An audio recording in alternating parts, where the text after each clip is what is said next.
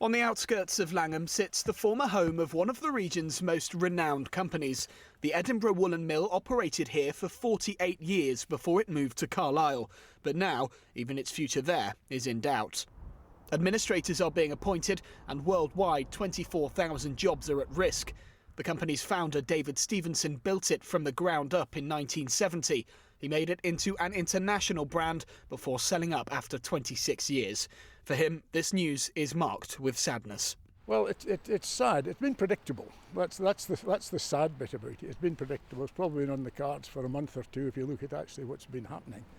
But the sadness is really for the people, because there are a lot of folk, particularly from Langholm, they've been involved in this business for 20, 30 years. The company is also a mainstay on the British High Street. It runs a raft of other retail brands, including Peacocks and Jaeger. David believes the pandemic has hurt it most. It's been hit with a perfect storm. The Edinburgh Woollen Mill specifically depends on tourists, foreign tourists. It depends on the elderly woman shopper. And you put these two things together and it's hopeless. I mean, it is probably pointless opening. And until COVID runs its course, the business will suffer because of that.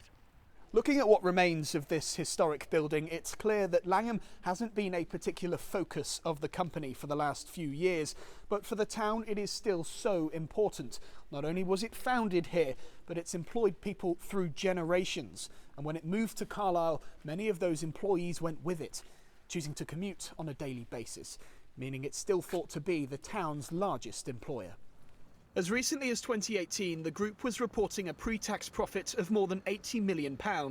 But fast forward to today, and there's fears Langholm could be hit hard with job losses. I think really we're very concerned because Edinburgh Woollen Mill was the heartbeat of Langholm for so long since it became a business.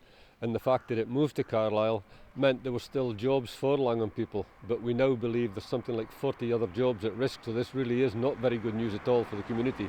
We can only hope that something comes out of this and there is a buyer and that those jobs can be saved.